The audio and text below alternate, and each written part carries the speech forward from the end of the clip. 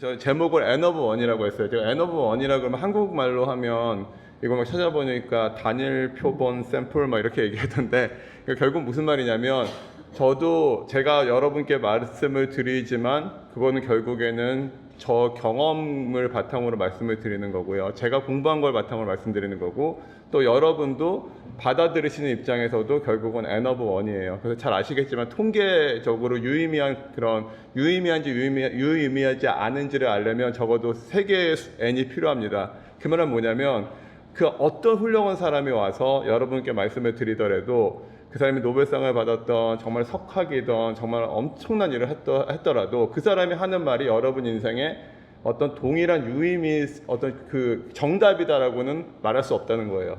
그건 그 사람이 N of One이기 때문에 마찬가지로 제가 드리는 말씀도 제가 느끼고 제가 살아오면서 한 거기 때문에 그런 걸 가지고 여러분께서 잘 적용시킬 수 있으면 좋을 것 같고요. 그 다음에 또 N of One이라고 제가 말씀드린 거는 결국에는 예전에 휴먼 지놈 프로젝트라고 우리 몸에 있는 모든 유전자를 다 시퀀싱을 하면 모든 사람들이 가지고 있는 병을 다 치료할 수 있겠다, 진단하고 치료할 수 있겠다. 그래서 프리시전 메디슨이라고 사람마다 지금은 기성복이잖아요. 저희가 병원에 가서 진단을 받고 모든 사람이 그 병에 대해서 동일한 약을 먹잖아요. 근데 그러지 않고 각 사람마다 기성복이 아니라 맞춤형으로 약을 주는 시대가 열릴 거라고 사람들이 예상을 했었는데 사이언티스트들이 근데 그런 시대가 오지 않았어요.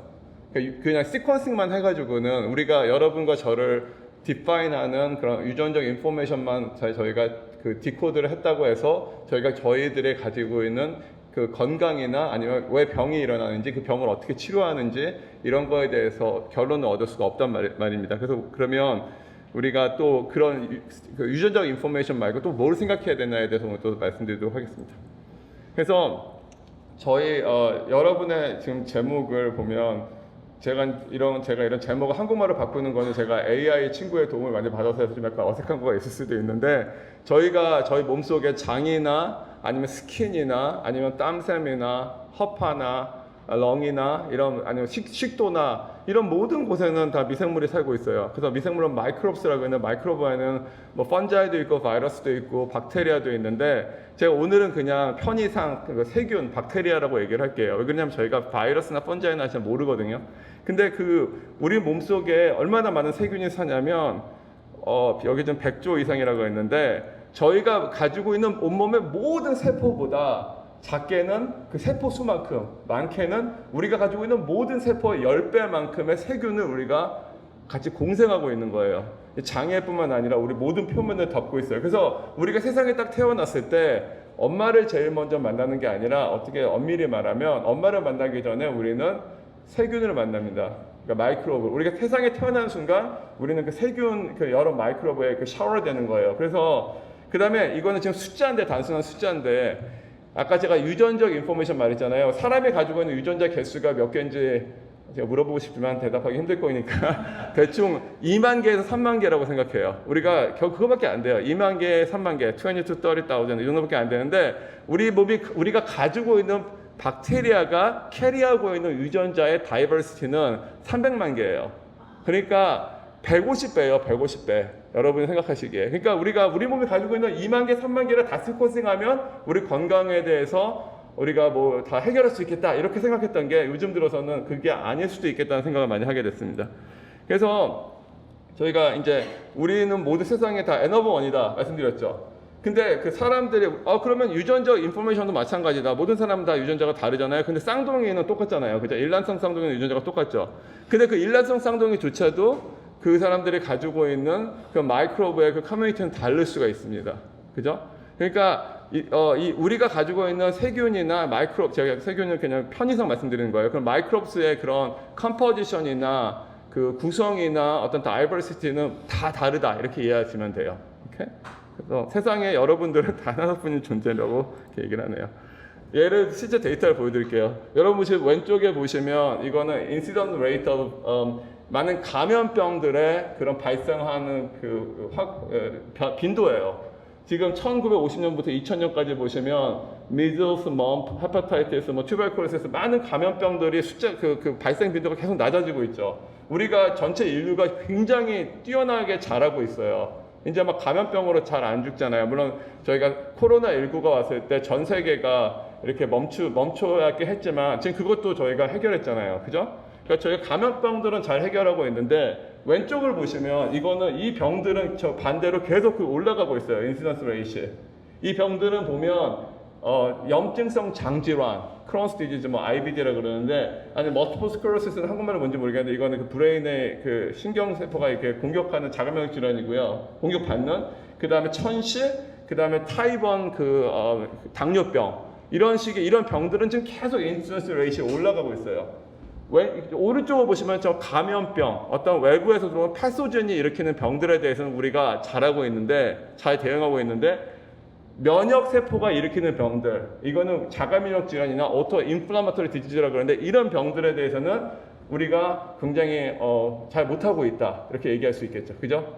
이유는 왜 그러냐? 왜 저런 병들은 잘 우리가 막고 있는데 이쪽에 있는 면역 관련 병들은 우리가 잘 못하고 있냐 하면, 사실 아무도 그 이유는 몰라요. 아무도 모르고, 사람들이, 사이언티스트들이 어떤 설명을 잘 못할 때는 뭐라고 말하냐면, 유전적 요인과 환경적 요인이 중요하다, 이 말을 굉장히 많이 해요. 유전적 요인과 환경적 요인이 중요하다. 그런 말 들어봤을 거예요. 그죠? 근데 그럼 환경적 요인이 뭐냐? 환경적 요인이 어떻게 우리 몸에 뭔가 스토어 돼야 될 거 아니에요. 그게 오랜 시간 후에 영향을 미칠 거니까. 환경적 요인이 뭐냐 그러면 많은 사람들이 나 그거 잘 몰라, 모르는 게 정답이거든요. 환경적 요인이 뭔지. 근데 제가 생각하기에는 이렇게 그 환경적 요인이 중요하고, 그 환경적 요인에 그 가장 우리 건강에 많은 영향을 미치는 그런 정보가 저장되는 곳이 우리가 가지고 있는 마이크로브의 그 장내 세균의 커뮤니티 변화다라고 저는 그렇게 생각하고 있어요. 오케이? 그러니까 아까 제가 말했죠. 지금 여러 가지를 막 얘기하고 있는데 모든 사람들은 다 유니크하다. 그 유니크한 게 유전적 다양성뿐만 아니라 우리가 가지고 있는 그런 세균이, 마이크로브가 다 다르다. 이 세균들은 나쁜 세균이 아니에요. 우리 몸속에는, 우리 몸 속과 겉에는 굉장히 좋은 세균, 아니면 우리를 같이 공생하는 그런 마이크로브가 굉장히 많거든요. 걔네들의 다이버시티가 되게 중요하고, 얘네들의 다이버시티가 어떤 다양성의 어떤 환경적 요인을 리플렉트한다, 반영한다, 이렇게 제가 말씀드릴 수 있는 거예요. 오케이? 그러면 우리가 이런 마이크로브와 우리의 그런 인터랙션, 그런 서로 이렇게 인터랙트하는 걸 잘 이해하게 되면, 아까 말씀드렸던 막 치솟아가는 그런 병의 그 인시던 레이트들에 대해서도 우리가 뭔가 해볼 수 있지 않을까. 진정한 사람마다 맞춤형, 같은 약을 먹어도 타이레놀이나 아스피린이나 애드빌도 한국에 있는지 모르겠지만 이런 약들을 먹어도 똑같은 약 먹잖아요. 우리가 가지고 있는 마이크로브에 따라서 그 약에 대한 반응이 사람마다 달라요. 예를 들어서 그 약들도 우리 몸속에 있는 장내 세균이 어떤 경우는 분해하기도 하고 머디파이 하기도 하고 이러거든요. 굉장히 재밌습니다. 그래서 저 실험실에서는 이렇게 non-genetic factor, 아까 말씀드렸죠. 어떤 유전적 요인이 아닌 그 환경적 요인이 우리의 long-term health에 어떻게 영향을 미치는지 공부하는데, 크게 그 장내 세균, 그 왼쪽에 위에 보시면 장내 세균의 역할을 공부하고, 또 다른 경우는 임신 중에 어떤 일이 일어나는지도 저희가 공부하고 있어요. G 모델을 써가지고. 왜 임신 중에 어떤 일이 일어나는지 왜 공부하냐면, 임신은 사람은 39주 정도고 마우스는 20일이거든요. 20 days.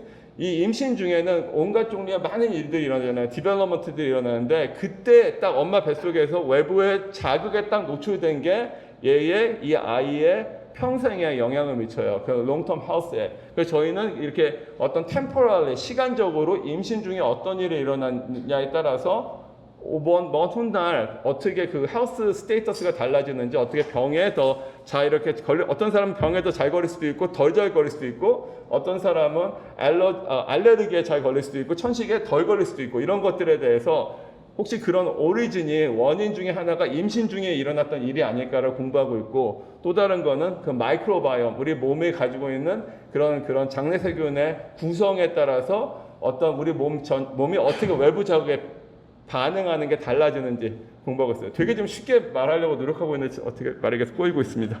네, 그래서 이런 식으로 장내 세균과 임신 때 일어났던 일들이 다양한 장기, 그 장이나 아니면 또 그 뇌, 브레인에서도 어떤 일이 일어나는지 저희는 공부를 하고 있습니다. 그래서 그러면 이제 궁금한 게 장내세균은 그러니까 단순화시켜서 장내세균이라고 그럴게요. 스킨에도 있고 렁에도 있고 다 있지만 장 속에 존재하는 세균이 우리 몸에 많은 영향을 미친다는 거는 많은 사람들이 사이언티스트들이 그 데이터를 보여줬거든요. 근데 장내 세균은 우리 그 장에 있잖아요. 우리 다른 데랑 되게 떨어져 있잖아요. 뭐 브레인이든 렁이든 스킨이든 다 떨어져 있는데 그럼 얘가 어떻게 영향을 미치는지 저희는 그 메커니즘을 공부를 해요. 기작을 공부를 하는데 그러기 위해서 제가 크게 3가지 언어로 장내세균이 우리 몸과 대화한다고 제가 이렇게 써놨는데 하나는 작은 분자를 장내세균이 직접 만들어서 스몰 모레큘 저분자 화합물을 만들어서 장내세균이 우리 몸에 여러 곳과 대화를 하기도 하고 또 다른 경우는 우리 장에 많은 신경세포들이 이렇게 뻗어 있거든요. 그 뻗어 있는 신경세포와 교감을 통해서 장내세균이 직접 브레인까지 가지 않더라도 이 장에 있으면서 브레인 그 뇌의 기능을 조절하기도 하고 또 다른 경우는 면역세포를 이용해요. 장내세균이. 면역세포는 우리가 가지고 있는 많은 그런 그 시스템 중에서 면역세포는 어떤 어느 한 지역에 고정되어 있지 않거든요. 제가 이거는 약간 좀 정확하지 않은 비유일 수 있는데 신경은 뉴런 네트워크는 약간 제가 오늘 KTX를 타고 왔는데 KTX 같다고 생각하시면 돼요. 고속도로나 철도, 인포메이션이 흐를 때 이미 만들어져 있는 그런 어떤 인프라스트럭처를 따라가잖아요. 그런 식으로 우리 몸의 정보통신망이라고 생각하시면 되고 신경은 면역세포는 쿠팡에 로켓 배송하는 트럭이라고 생각하시면 돼요. 면역세포들이 구석구석을 다니면서 정보를 받고 그 정보를 필요한 곳에 가서 릴리즈를 함으로써 장내세균이 면역세포를 교육시키고 얘로 하여금 다른 티슈로 가가지고 거기서 이렇게 얘기하게 만드는 그런 식으로 지금 그 인포메이션이 정보가 흐르고 있다 이렇게 말씀드릴 수 있습니다. 그래서 사이언티스트들은 보통 스터디를 할 때 너무 복잡하기 때문에 복잡한 걸 싫어해요. 저희가 여러분들 다 과학자 되고 싶은 분들이 많이 있을 거라고 생각하는데 과학자들은 굉장히 복잡한 거를 단순화시키고 다음에 거기에다가 gain of function, loss of function, 충분 조건, 필요 조건 이런 거를 공부함으로써 저희가 causality, 원인과 결과를 이렇게 하나하나 발견해 나가는 사람들을 과학자거든요. 단순화시켜야 돼요. 저희는 과학자들은 어떤 게 중요하다는 걸 보이고 싶으면 그 중요한 거를 없애버려요. 그죠? 그런 어프로치를 많이 써요. 그래서 제가 아까 계속 말씀드렸잖아요. 장내세균이 중요하다. 우리 건강에 중요하다. 그거를 공부하기 위해서 뭘 하겠어요, 그러면?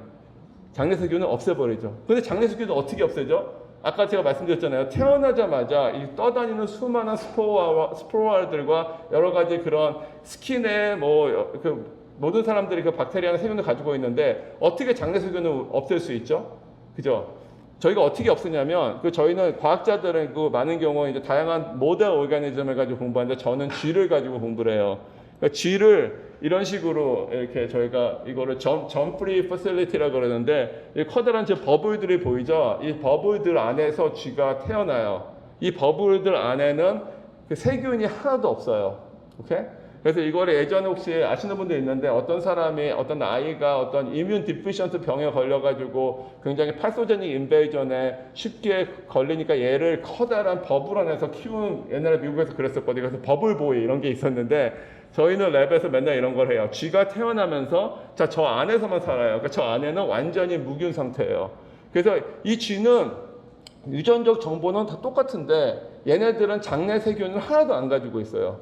그 다음에 저희가 무슨 실험을 할 수 있냐면 그러면 그런 그 세균이 하나도 없는 애들을 가지고 그 점프리라고 그러는데 걔네들한테 딱 각 우리가 인디비주얼마다 한 500개에서 700개 정도의 디퍼런트 스피시스를 가지고 있거든요. 우리가 각각 캐리하고 있는데 걔네 중에서 하나만 딱 집어넣어요. 한 종류의 스피시스만. 그래서 어떤 일을 하는지 볼 수 있고 또 저희가 어떤 걸 할 수 있냐면 어떤 컨소시엄을 만들어요. 예를 들어서 당뇨병을 공부한다 그러면 당뇨병 환자에게서 얻은 그런 그 스투 샘플 아니면 그 박테리아의 그 커뮤니티와 건강인한테 얻은 박테리아의 커뮤니티를 가지고 이 쥐한테 무균 쥐한테 넣어준 다음에 어떤 일이 일어나는지 이 쥐가 당뇨병에 더 잘 걸리는지 덜 걸리는지 암 환자에서 얻은 그런 어떤 박테리아를 가지고 쥐한테 집어넣은 다음에 암 환자에서 얻은 박테리아가 장내세균이 들어가면 암이 더 잘 생기는지 덜 생기는지 이런 식으로 저희 공부를 할 수가 있어요. 그래서 굉장히 많은 그런 또 페이션 샘플 가지고도 할 수 있고, 그리고 또 요즘 얼마나 재밌는 스터디들도 많은 사람들이 하냐면, 예를 들어서 마라톤 하는 사람들한테 얻은 장내 세균을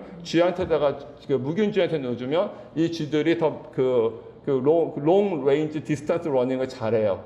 그러니까 위에서 하면 많이 이렇게 막 뛰어가는 거 훨씬 더 잘하고, 그 다음에 또 어떤 오래 산 사람, 일본에서 100살 이상 산 센터네리언한테 얻은 장수한 사람한테 얻은 그런 박테리아를 쥐한테 넣어서 이게 어떤 롱제비티, 노화에 영향을 미친지 이런 공부한 사람도 있고, 캔서나 암이나 이런 건 당연한 거고, 치매 환자, 자폐증, 파킨슨, 여러분께 생각하시는 모든 병에 관련돼서 다 장내세균 연구를 지금 많은 사이언티스트들이 하고 있다고 생각하시면 돼요. 오케이. 그래서 제일 처음에 이거는 그냥 구체적인 예니까 제가 좀 빨리 넘어갈게요. 장내세균이 있는데 얘네들은 그 장 속에 있고, 장이란 건 어쨌든 이렇게 스트럭처가 있잖아요. 월을 벽을 넘어서 어떤 시그널을 우리 몸에 보내야 되는데 세 가지 방법을 주로 쓴다. 첫 번째는 저분자 화합물을 만들어서 걔네가 이렇게 나가게 해서 어떤 효과를 보게 하는 거. 두 번째는 장까지 와 있는 어떤 신경망이랑 얘기를 하는 거. 세 번째는 장 근처에 있는 면역세포를 교육시켜서 걔네들로 하여금 쿠팡 로켓으로 쓴다. 이렇게 세 개 정도 말씀드렸는데, 각각에 대해서 저희가 다 이렇게 연구를 하고 있는데, 저희는 그 중에서 첫 번째 경우는 담즙산을 공부했어요. 저희가 이제 담즙산이라는 거는 우루사 알아요? 우루사? 한국에서 어디죠? 대웅제약에서 만든 거 있잖아요. 그게 담즙산이에요. 우로디옥시콜릭 애시드라고, 옛날에 곰의 웅담을 먹으면 건강해진다 막 이런 거 있었잖아요. 그 담즙산. 그게 사람들이 담즙산을 먹으면 뭔가 좀 좋다 이런 생각을 하고 있었는데, 저희가 발견한 건 뭐냐면, 우리 담즙산이 저희가 밥을 먹을 때마다 이렇게 겉으로 들어가거든요. 만들어져서 담즙이.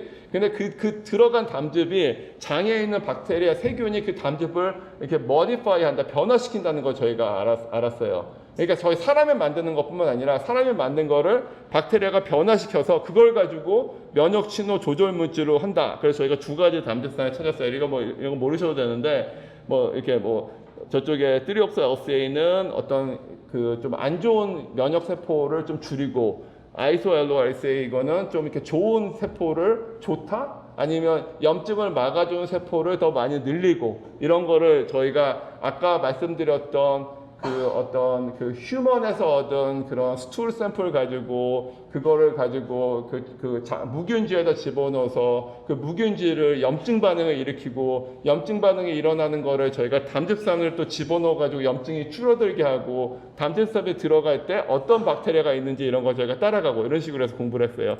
그래가지고 이렇게 스터디를 했고, 이런 페이퍼들을 이제 저희가 이제 이런 거 보통 하면 이렇게 기초 생물학을 공부하면 오래 걸려요. 그래서 막 보통 박사 과정 이렇게 가면 5년에서 막 7년 이렇게 걸리고, 박사 후 연수 과정 해도 5년에서 7년, 굉장히 길고 오래 걸리고 힘든 과정인데, 그래도 이런 결과가 10년 정도 연구한, 여러 사람이 연구한 결과가 이렇게 하나의 패스웨이로 나오고 저희가 기적을 발견하고 이럴 때 얻는 기쁨은 정말 그 무엇과도 비교할 수 없다는 건 제가 확실하게 말씀드릴 수 있어요. 그래서 저희가 이렇게 어떤 담즙산이, LCA가 담즙산 중에 하나인데, 걔가 장에 존재하는 어떤 박테리아에, 저희가 박테리아도 찾았어요. 박테리아에 의해서 변화가 되고, 이게 여기 아이소엘로RCA, 트리옥사LCA 얘네 변화된 게 어떤 특정 이뮨셀에 들어가서 면역 세포가 가지고 있는 어떤 전사 인자에 붙어가지고 영향을 준다, 이런 걸 가지고 저희가 스터디를 했고요.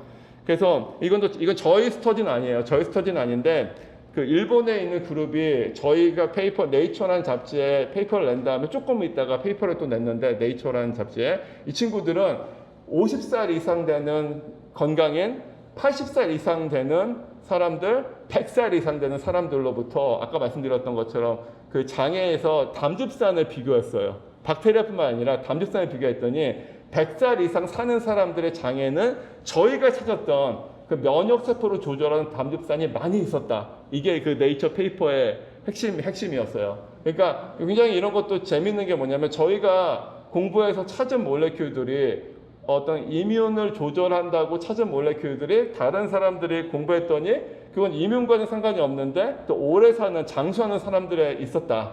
그리고 이게 어떤 나쁜 박테리아로부터 잘 보호해준다 이런 식으로 하니까 되게 기분이 좋았어요. 아, 우리가 사실 몰래 교우들이 다른 사람들도 중요하다는 거 이렇게 얘기했구나. 물론 이런 담즙산을 많이 먹으면 오래 삽니까? 이렇게 물어보면 그건 아직 몰라요. 그건 모르지만 그렇지 않을 수도 있을 것 같아요. 근데 이제 어쨌든 이렇게 다 사이언스든 연결돼 있다는 거 말씀드리고 싶고, 두 번째, 장뇌축이라는 거 많이 들으셨을 것 같은데 결국 쉽게 말하면 뭐냐면 장에 존재하는 그 장내 세균이 신경망을 통해서 브레인이나 여기 장뇌니까 브레인이죠. 아니면 다른 올간으로 시그널을 보낸다 이런 거예요. 그래서 이렇게 그냥 아까 말씀드렸던 KTX처럼 이렇게 서울과 부산이 연결되어 있는 것처럼 뇌와 장이 연결되어 있고, 그러니까 장에 있는 그 세균들이 브레인까지 안 가더라도 시그널을 보낼 수 있는 거죠. 그래서 이제 여러 사람들이 공부를 하고 있는데 다양한 다른 뉴런들이 그 하나로 직접 연결되기도 하고 여러 개 건너서 연결되기도 하고, 그 뉴런들에는 박테리아가 내는 물질을 디텍트하는 그런 수용체들이 존재하고, 박테리아는 또 그런 수용체를 또 액티베이트함으로써 시그널을 일으키고 그 시그널들이 브레인까지 간다. 그래서 그런 걸 막 지금 사이언티스트로 공부하고 있어요. 너무 익사이팅하지 않나요? 네, 하여튼. 네, 세 번째는 면역세포를 교육하고 있어요. 장내 세균들이 면역세포를. 그 고등학교에서 여러분들이 생물학 시간을 못 배우는지 잘 모르겠는데, 저는 고등학교 때 생물학을 너무 어려웠거든요. 맨날 이렇게 DNA가 뭔지도 모르겠고 아미노아시드도 외우라 그러는데 이거 왜 외우는지 잘 모르겠고 그러는데, 정말 생물학은 공부하면 공부할수록 정말 너무너무 재밌고, 이 경우도 저희가 그냥 면역세포는 원래 우리 몸을 침입하는 어떤 그런 파소젠으로부터 보호해준다 이 정도로 생각했는데, 공부를 하다 보니까 장에 존재하는 좋은 박테리아가 면역세포를 교육시켜서 얘네들로 하여금 다른 곳으로 가게 해요. 어떻게 다른 곳으로 가게 하는지 어떻게 아나요? 이런 거를 지금 누구 어디 앉아 계신 분이 한번 뭐 궁금할 수도 있는데, 여기 면역세포는 계속 움직이는 애들이 어떻게 장에서 브레인으로 가는지 알 수 있나요? 이러면 그런 그 사이언티스트들이 굉장히 그런 거 툴을 많이 만들어요. 어떤 툴이 있냐면 예를 들어서 면역세포가 있는데 보통 때는 초록색이에요. 거기다가 레이저로 빛을 착 쏘잖아요. 그럼 빨간색으로 바뀌어요, 면역세포가. 그러면 어떻게 하냐면 장을 열어요. 쥐 가지고 공부하니까. 그럼 이 쥐가 가지고 있는 모든 면역세포는 다 초록 색깔을 내고 있잖아요. 장을 열어가지고 장에다가 딱 레이저로 탁 불을 쏴요. 그럼 거기에 있는 면역세포는 빨간색이 되잖아요.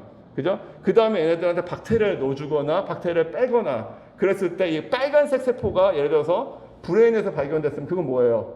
걔는 장에서 온 거잖아요. 그러니까 사실 제가 예전에 거기 사이언티스트들이 막 얘기하고 이럴 때, 그때 고등학교다 이럴 때 들을 때, 아, 저거를 어떻게 알지? 그런 생각을 하게 됐는데, 그냥 저희가 막 이렇게 던지면서 얘기하는 게 다 거기는 다 프루븐 된 거예요. 프루븐. 우리가 그런 메소돌로지를 잘 몰라서 그럴 뿐이지, 굉장히 그런 테크닉들을 많이 개발하고 있다는 것도 알 수 있을 거, 말씀드릴 수 있고, 그래서 면역세포가, 이거는 AI가 이렇게 했는데 학생이고 장내세균 선생님이고 해서 호미오스테시스를 계속 이렇게 일으키는데 도움이 된다. 이런 말씀이고, 하나 또 말씀드리고 싶은 게, 저는 면역학자로서 이렇게 길을 이렇게 가고 있거나 아니면 이렇게 신문 안 보지, 유튜브 이런 걸 보고 있으면, 몸이 좀 다운됐으니까 우리 이걸 드세요. 그죠? 이거 드시는 게 유산균일 수도 있고, 아니 무슨 뭐 추출물일 수도 있고, 많잖아요. 그래서 면역을 활성화시켜서 우리 감기가 덜 걸리게 합시다. 이런 식으로 되게 많잖아요. 저는 근데 그런 광고를 들을 때 무슨 생각 드는지 알아요? 무슨 생각 드냐면, 면역을 활성화시키면 자가면역 질환이 걸리는데 이런 생각을 해요. 그러니까 이게 항상 밸런스거든요. 면역이 약하면 우리가 감염에 더 서세티블해져서 감기 잘 걸릴 수 있어요. 그건 that's true. 근데 면역이 강화가 되면 우리가 감기 덜 걸릴 수도 있지만 그거 반대가 자가면역 질환, 만성성 염증 질환이에요. 아까 그런 게 계속 올라가고 있잖아요. 그러니까 그 면역이 항상 강해야 되는 건 아니다라는 것도 제가 하나 말씀드릴 수 있을 것 같고, 그래서 이 장에서 시작된 신호가 온몸으로 퍼지는데, 이게 아까 말씀드린 것처럼 어떤 그게 물질이든 이뮨셀을 에듀케이트하던 그런 다양한 거는 저희가 그런 걸 공부하기 위해서 랩에서는 이런 주위에서 각종 장기를 끄집어내서 아까 저희가 레이블을 할 수 있어요. 먹여요. 마우스한테 어떤 아이소톱, 그러니까 방사성 동위원소가 돼 있는 그 물질을 먹여요. 이거는 위험한 건 아니고 딱 먹이면 그 방사성 동위원소를 저희가 따라가면 이거는 우리가 먹인 거라는 걸 알 수 있잖아요. 우리가 만든 게 아니고, 그죠? 그런 거 가지고 이제 온몸을 쫙 보면 장에서 만들어진 물질들이 여기 보면 heart, kidney, lung, 뭐 메전타 이거 뭐 성을 모르겠고 비장, 타이머스 이런데 굉장히 다 많이 존재해요. 그러니까 장에서 만드는 물질들이 다른 곳에 박테리아가 만든 물질들이 계속 가고 거기서 역할을 하는 거를 지금 공부를 하고 있다는 거 말씀드리고 싶고, 그다음에 저희가 툴을 만들고 있어요. 툴을. 아까 제가 말씀드렸잖아요. 어떤 면역 세포가 옮겨가는 걸 보기 위해서 다른 과학자들이 레이저로 인해서 그 색깔이 바뀌는 그런 툴을 만들었고, 저희 랩에서는 면역 세포가 내는 시그널을 받아들이는 세포가 저희가 찾을 수 있도록 사이클롭스라는 툴을 저희가 만들었거든요. 그래서 이건 최근에 페이퍼가 나왔어요. 그러니까 면역 세포가 내는 시그널이 타겟 셀에 딱 붙으면 그 타겟 셀이 아까 말씀드린 것처럼 뭐 초록색을 내기도 하고 빨간색을 내기도 하고 타겟 셀이 어떤 특정 셀 서피스 몰레큘을 내기도 하고 이렇게 식으로 해가지고 저희가 이렇게 면역 세포와 타겟 셀이 이렇게 인터랙트 하는 거를 저희가 이렇게 매핑하는 거예요. 매핑해 가면서 전체적으로 어떻게 이런 일들이 일어나고 있는지 저희가 공부하고 있다는 거 말씀드릴 수 있습니다. 그래서 우리 몸은 그냥 나 혼자 그런 어떤 유전적 메이크업에서 이루어진 그게 아니라 수많은 미생물과 사는 하나의 이코시스템이라는 거 말씀드릴 수 있는 거고, 결국 잘 먹어야 돼요. 오케이? 그러니까 왜 그러냐면 이렇게 박테리아, 장내 세균들이 그 컴포지션이 다 다르고 구성이 다르고 사람마다 다르고, 저는 개인적으로 제 개인적인 생각이에요. 개인적인 생각. 체질이 다르다 이렇게 얘기하잖아요. 체질이 다르다. 저 체질이 다르다는 건 전 마이크로바이옴 다른 것 같아요. 왜냐면 다른 거, 왜냐면 어떤 사람 더 이렇게 뭐를 먹었을 때 잘 이렇게 소화 잘 안 하고 어떤 사람 먹었을 때 더 이렇게 어떻고 이런 게 결국은 이 마이크로바이옴이 달라서 그런 거라고 저는 생각하거든요. 그리고 더 따뜻한 거 하고 뜨겁고 마이크로바이옴이 그 메타볼리즘에서 중요해요. 그래서 우리가 뭘 먹냐에 따라서 healthy microbiome community를 메인테인 하는 게 되게 중요하고, 그럼으로써 여러 가지 그런 병에 걸릴 확률이 떨어질 수 있다. 그래서 그거 말씀드릴 수 있고, 그리고 제가 그냥 또 고등학생분들 여러분들한테 말씀드리는 거니까 끝에는 사이언스 아니라 그냥 제가 제 얘기를 잠깐 하려고 그러는데 시간 지금 조금 있죠? 예, 아직. 그래서 얼마 됐어요? 5분이요? 충분히 있네요. 예. 그래서 근데 제가 조금 말씀드리려고 이렇게 하는 것도 결국은 아까 N/1이라는 거 그냥 말씀드리고 싶고 그렇습니다. 그래서 나중에 그 사이언스 관련한 얘기는 이렇게 개인적으로 또 물어보시고 또 이렇게 이따가 여기 있을 때 말씀해 주시면 될 것 같고, 그래서 간단하게 말씀드릴게요. 제가 여기 지금 Journey on the Neuroimmune Road 이렇게 썼는데, 저는 한국에서 태어났고요. 한국에서 학부, 석사까지 했고, 그리고 그 다음에 공익근무 요원이라고, 저는 스페셜 포스라고 항상 그렇게 얘기하는데, 그래서 1년 6개월을 제가 했고요. 그래서 미국에 도미를 했어요. 그래서 이제 근데 제가 안 그런 어쨌든 하여튼 좀 이따 말씀드릴게요. 그래서 제가 미국에 1999년에 왔는데 거기서 이제 글로리아 최가 이제 제 아내거든요. 그러니까 저 만났어요. 학교에서. 근데 이 친구는 이제 사우스코리아에서 90년대에 왔고 부모님이랑 이민을 해서, 그래서 원래 버클리라는 곳에 공부를 했고, 그러니까 99년에 이제 칼텍이 제가 예전에 처음에 이제 이미 유학을 유학 가려면 의사 선생님한테 가서 이제 막 그거 받아야 되거든요. 이렇게 뭐 사인 받고 이래야 되는데, 제가 칼텍 간다니까 끝에 뭐라 그러시냐면, 그래서 서울대병원 어디 의사 선생님한테 말씀드렸는데 칼텍 간다 그러니까 정유회사에서 일하시느라고 힘드실 것 같아요. 칼텍스랑 헷갈리셨던 것 같아요. 예, 칼텍스인가요? 하여튼 모르겠어요. 그래서 이 99년에 굉장히 파사디나라고 굉장히 LA 옆에 아름다운 그 동네에서 제가 공부를 했어요. 거기선 처음에 갔을 때 제가 원래는 미생물학을 공부했어요.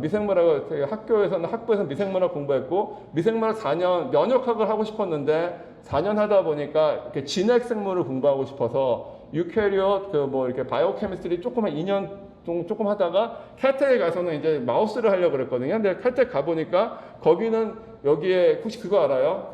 In the beginning there is a white-eyed fly 뭐 이런 말이 있어요. 그러니까 초파리가 있는데, 드로소필라 초파리인데 토마스 몰간이라는 굉장히 길어서 그런 분들이 하얀 눈의 초파리를 가지고 유전학의 기초, 그 다음에 시모 벤절 아니면 에드 루이스라고 호미오박스라고 혹시 들어보셨을 수 있는데, 호미오박스 그런 거 혼자서 20년 동안 페이퍼 하나 내고 노벨상 받은 분이 있거든요. 그런 분들이 다 거기 계셨어요. 그래서 그때 너무 이렇게 아름다운 거예요. 그 드로소필라 지네릭스가 정말 너무 아름답다 이런 생각이 들어가지고 그래서 제가 초파를 유전하고 공부했어요. 그러니까 이 말씀을 드리고 싶은 거는 제가 면역학자라고 어디 가서 말을 하는데 면역학을 시작한 게 되게 늦었어요.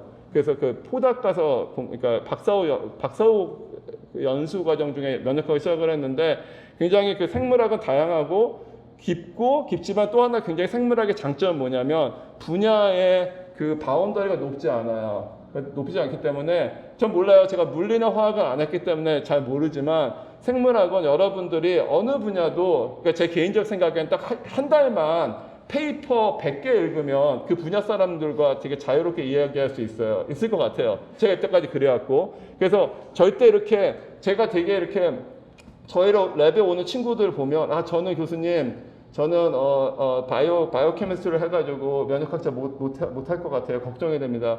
저 교수님 저는 뉴로사이언스를 해가지고 면역학자 못할 것 같아요. 그러면 전 그래요. 나는 면역학을 박사 후 과정에 가서 했다. 그러니까 절대 그런 거에 계속 많이 그러니까 어떤 분은 하나를 계속 깊게 파시고 그런 분들이 계시고 그것도 굉장히 좋은데 시간이 더 빨리 절약할 수 있어요. 저는 되게 다양한 분야를 했어요. 그래서 이제 2005년에 뉴욕으로 가서 그 글로리아는 콜롬비아 유니버시티에서 리차드 엑셀이라고 그 올팩터리 리셉터로 노벨상 받은 분 랩에서 했고 저는 NYU에 가서 댄 린만이라고 굉장히 그 면역학자 중에서 기라성 같은 분이랑 공부를 했고요. 그래서 이제 제가 이게 보면 지금 보스턴에 있는데 지금 보시면 제가 왼쪽 한국에서부터 계속 오른쪽으로 계속 갔잖아요. 근데 오른쪽으로 가서 누가 이제 그러더라고요. 보스턴 다음엔 어디 갈 거냐고 그러는데 갈 데가 없는 것 같아요. 예, 그래서 이제 그러니까 약간 이거는 제가 여러분들한테 말하는 거니까 약간 자랑해도 되잖아요, 그죠? 그러니까 제가 그 하버드 메디컬 스쿨에 하버드 전체의 교수가 그 PI라는 이름을 가진 사람이 12,000명이 있어요. 그러니까 병원들이 많아서 하버드는 그 미국에 있는 다른 학교들의 규모 어떤 학교, 스탠포드나 뭐 존스 홉킨스나 뭐 프린스턴 이런 곳이랑 비교해도 규모적으로 작게는 10배, 크게는 20배 정도 큰 학교라고 생각하시면 돼요. 하나가 아니에요. 그러니까 12,000명의 PI가 있는데 하버드 메디컬 스쿨에는 150명의 PI가 있어요. 그거는 하버드에 소속되는 사람인데 거기에서 외국에서 그런 그 자라서 PhD 받고 온 사람 아마 저밖에 없는 것 같아요. 근데 제가 감사합니다. 그리고 자랑하는 나한테 제가 왜 그런지 말씀드리려고요. 그래서 저희가 이제 굉장히 잘했어요. 운이 좋았어요. 그러니까 제가 원래 그 면역학을 했고 글로리아가 이제 뉴로사이언스를 해가지고 2013년에 이렇게 이렇게 랩을 시작해가지고 운이 그냥 뉴로이뮤놀로지라는 분야를 공부를 했는데 지금 뉴로이뮤놀로지가 요즘 들어서는 가장 핫한 필드 중에 하나가 됐어요. 저희가 2013년에 처음 랩을 시작해서 2016년에 첫 번째 페이퍼가 사이언스라는 저널에 실렸는데 여기서 저희가 뭘 했냐면 뉴런이 신경세포가 면역세포가 내는 물질에 대한 수용체를 신경세포가 발현한다는 걸 저희가 얘기했거든요. 이 페이퍼 내기 너무 힘들었어요. 그 리뷰어들이 뭐라 그러냐면 아니 말이 되냐 브레인에 있는 뉴런이 어떻게 면역세포가 내는 물질에 대한 수용체를 발현한다는 게 말이 되냐 그건 말이도 안 된다 그랬어요. 근데 그게 시간이 좀 지나니까 지금은 그 당연한 그냥 띵이 됐고 뉴로이뮤놀로지라는 분야가 가장 핫한 필드가 됐는데 제가 이거 하는 거는 사람들이 물어봐요. 너는 어떻게 뉴로이뮤놀로지 분야를 하게 되냐 물어보면 제가 그러죠. 나는 2020년 후반에 뉴로이뮤놀로지가 가장 핫한 분야가 될 줄 알고 대학원 다닐 때부터 뉴로이뮤놀로지 하는 와이프를 결혼을 했다라고 제가 말을 하는데 당연히 그거는 사실이 아니고요. 운이에요, 운. 그냥 저희는 각 분야에서 그냥 열심히 하고 뭔가 새로운 거를 해보려고 하다 보니까 그냥 happen to be that way가 됐다는 거 말씀을 드리고 그래서 저희가 하나 말씀드린 거는 이렇게 그때 시작을 했을 때 그 aim high 했어요. 그러니까 aim high. 우리가 이양할 거 어차피 하다가 안 하면 딴 거 하면 되지. 그런 생각하면서 우리가 좀 더 이양할 거 좀 더 목표를 높이 세우자. 좀 더 높이 세우자. 그래서 우리가 남들이 안 한 걸 하자. 남들이 한 걸 하면 그냥 너무 힘들잖아요. 컴피티션하고 이러니까. 그래서 남들이 안 한 걸 하자 이런 생각을 했던 것 같고 그래서 이제 저희가 막 이거 한국신문은 이제 막 이렇게 뭐라 그러죠? 과장하잖아요. 굉장한 과장을 하더라고요. 제가 페이퍼를 냈는데 그래서 이렇게 이거 잠깐만요. 그래서 이제 페이퍼를 앞으로 돌아가자. 이전. 예, 페이퍼를 냈는데 막 이런 페이퍼가 나오고 저희가 네이처에 2개 전에 논문을 백투백을 냈는데 사람들이 막 자폐를 뭐 저희가 그 해결했다 막 이런 식으로 나왔어요. 그래서 저희가 이제 그래도 열심히 했으니까 아마 그러고 있는데 굉장히 충격적인 그런 소식을 들었어요. 뭐냐면 이게 뭐였냐면 엄마가 임신했을 때 그 임신했을 때 어떤 인플라메이션에 노출되면 염증반에 노출되면 태어난 아이가 자폐가 걸릴 확률이 높아질 수 있다는 굉장히 사이언티픽한 페이퍼거든요. G 가지고 한 거, G예요, G. 근데 이런 식으로 하니까 근데 어느 날 충격적인 소식을 뭘 들었냐면 이게 이제 이 자폐 아를 가진 어머님들이 당신들을 자책한다는 거예요.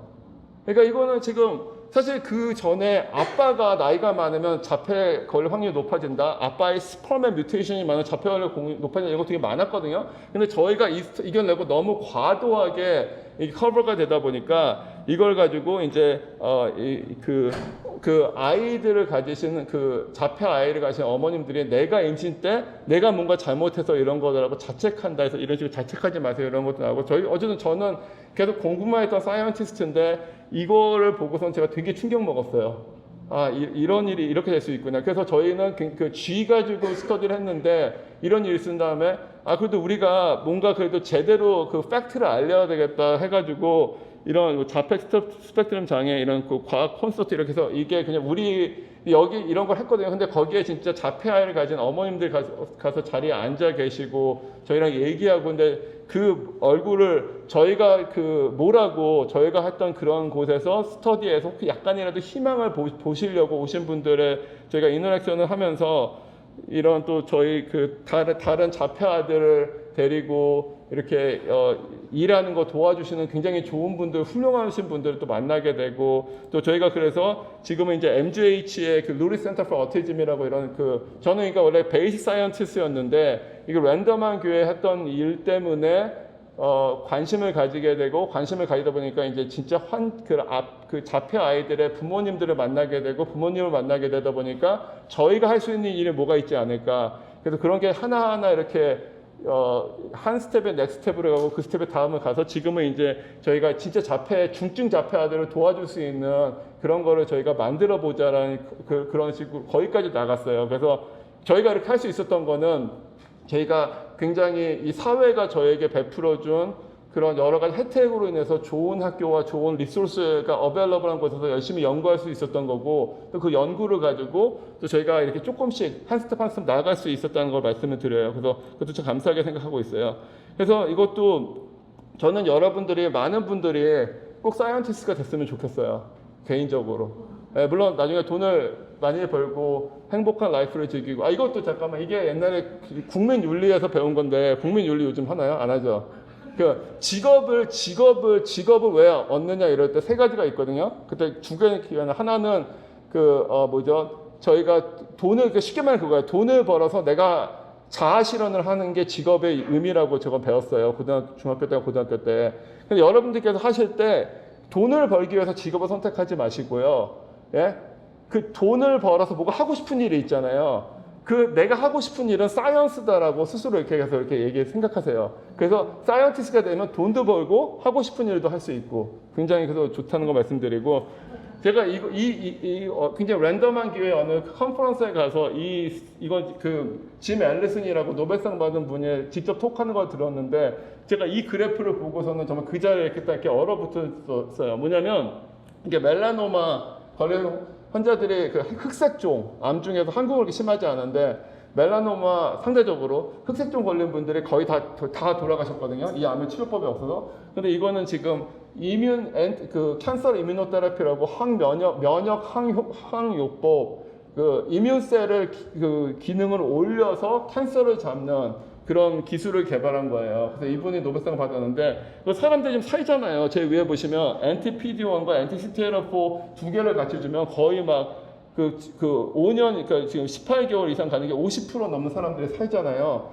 제가 이거를 보고서는 그 자리에서 이렇게 얼어붙었어요. 이게 여러분들이 하는 조그만 발견이 이게 그냥 다 오래된 게 아니거든요. 수많은 사람을 살리고 있어요. 그런 게 정말 이 바이오는 다른 사이언스랑 달리 여러분이 개발하고 여러분이 발견하는 게 정말 사람을 살릴 수 있고 그 가족을 도울 수 있고 정말 멋진 일인 것 같아요. 그래서 제가 또 지도를 보여드리고 싶은데 1993년에 제가 그 외국을 처음 와봤어요. 대학교 2학년 때. 그 전까지 외국 한 번도 안 가봤는데 그 미국이었고요. 하필이면 제가 이제 그 버스턴 매사추세츠에 갔어요. 그러니까 그 배낭여행 했거든요. 매사추세츠에서 나야가라 폭포를 누가 보러 가라 그러더라고요. 나야가라 폭포 많이 가보셨나요? 저는 아직 한번 그때로 한 번도 못 가봤는데 나야가라 폭포로 가보라 그러더라고요. 그 버스턴에서 나야가라 폭포 가는데 그때 학생 할인이 있으면 비행기가 더 쌌어요. 그레이하운드랑 버스를 타는 것보다 비행기를 타면 더 쌌어요. 그래서 제가 보스턴에서 나야가라 폭포를 가려면 여기 어디인데 비행기를 타고 이렇게 그러니까 여기 가려고 갔어요. 잤어요 비행기에서. 자다가 일어났는데 오른쪽에 너무 멋진 바다가 보이는 거예요. 아름다운 바다가. 이렇게 그냥 그럴 때 있잖아요. 갑자기 자연이 너무 아름답게 느껴질 때. 자다가 딱 일어났는데 비행기에서 오른쪽으로 좀 뷰티풀한 바다가 보여요. 와 아름답다 막 그러고 있는데 좀 이따 딱 생각이 들어요. 저게 뭐지? 생각해보세요. 보스턴에서 비행기를 타고 나야가라 폭포로 가고 있는데 오른쪽에 바다가 보일 수 있어요? 없어요? 근데 비행기에서 바다를 보여서 그게 뭐지? 봤더니 그게 바다가 아니라 뭐였겠어요? 호수였어요. 5대호. 이게 5대호였어요. 근데 비행기에서 보는데 이게 바다처럼 보였어요.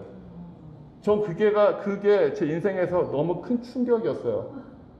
그러니까 나중에 와가지고 얼마나 충격을 먹었냐면 제가 그때 한국에 살고 있었으니까 대학교 2학년 때였으니까 한국을 잘라가지고 보니까 한국을 자르면 여기 레이크 수피리어 요 호수에 빠진대요. 한국이. 네? 그러니까 그게 그냥 여러분들 그냥 저도 그냥 웃는데 그때는 저한테 그게 너무나 큰 충격이었어요. 그러니까 제가 다른 거는 N of 1이니까 저희 인생과 여러분 인생이 다르고 앞으로 살아나가실 인생이 다른데 너무 세상은 커요. 그 말을 하나 진짜 해주고 싶어요. 어디 가셔서 그게 않고 정말 이렇게 우리가 happen to 그냥 여기 작은 한국에 태어났고 굉장히 편안하고 굉장히 좋은 나라잖아요. 굉장히 뛰어난 나라고 사람들이 뛰어나고 굉장히 안락할 수 있어요. 여기서 남들보다 조금 더 돈 많이 벌고 조금 더 좋은 집 살고 그래도 굉장히 멋진 인생을 사실 수 있겠지만 하나 말씀드리고 싶은 거는 어차피 N of 1이고 여러분 인생인데 세상은 굉장히 크거든요. 그거를 너무 이렇게 리스트릭트 하지 않았으면 좋겠어요. 남들이 어느 특정 어떤 학과에 가니까 나도 거기에 가야 되고 내가 여기 오신 분은 어느 정도 공부 잘하는 분일 거 아니에요. 그죠? 공부 잘하고 내가 이 정도 공부하면 주변에서 어머니, 부모님과 주변 사람들 기대하는 수준이 있잖아요. 그 파스를 따라서 가야 된다고. 그리고 내가 공부를 잘하기 때문에 다른 리스크를 택하고 싶지 않아. 그죠? 여기서 이제 공부하더라도 그런 패스로 가니까. 근데 세상은 크다는 걸 말씀드릴 수 있어요. 여러분들이 태어난 나라가 딴 나라에 가면 호수 하나에 빠질 그런 나라 사이즈예요. 그거를 한번 말씀드리고 싶고. 그래서 저희가 드림 빅을 하고 그래서 뭐 이건 다 얘기하잖아요. 한국이 먹고 살아야 되는데 조그만 나라고 사람은 많고 나중에 중국은 점점 힘이 세지고 있고 먹고 살아야 되는데 이때까지 반도체로 잘했잖아요. 생명산업에 바이오로밖에 갈 수가 없어요. 남는 게 없어요. 사람들이 결국 돈 쓸 게 바이오밖에 없거든요. 건강과 이런 거 오래 살아야 되고 그래야 되니까 그래서 이런 시장에서 바이오를 잡고 막 이래야 되는데 결국에는 저희가 배운 것처럼 이것도 저희가 끊임없이 질문하면서 정말 앞에 인생이 여러분들께서 고통스럽고 리스크가 많고 고민되고 이러더라도 저는 그러니까 물론 사이언티스트가 되면 바이올로지스트가 되면 제일 좋겠고 그 다음에 사이언티스트가 됐으면 좋겠고 그 다음에 하고 싶은 거 하시면 좋을 것 같습니다. 감사합니다.